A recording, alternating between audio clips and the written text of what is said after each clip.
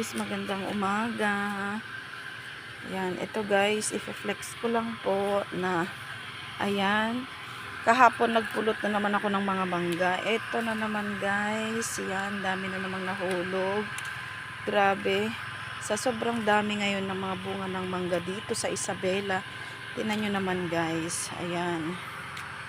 Tingnan nyo. Kahapon nakapagtapon na ako ng 3.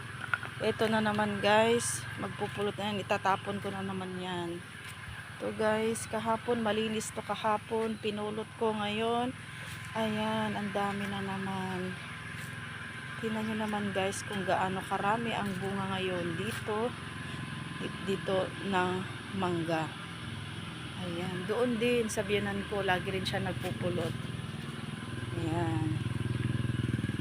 Sobrang dami ng mangga ngayon. Tingnan nyo naman guys. Ayan. Mamaya pupulutin ko na naman yan. Tingnan nyo naman guys. Tingnan nyo kung gaano karami ang bunga ng mangga. Nakakapagod magpulot. Sige lang. Pero lalangawin kami dito pag hindi ko pinulot. Tingnan nyo naman. Araw-araw na routine yan. Halos hindi na ako nakakapagwalis. Tingnan nyo naman.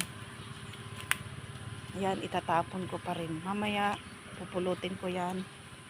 At itatapon ko. Ano naman. Wala na kasing gustong bumili ng mangga. Kasi napakamura ngayon. Halos ipamigay na lang. Lalo sa palengke, mura na lang ngayon. 20. Ganyan.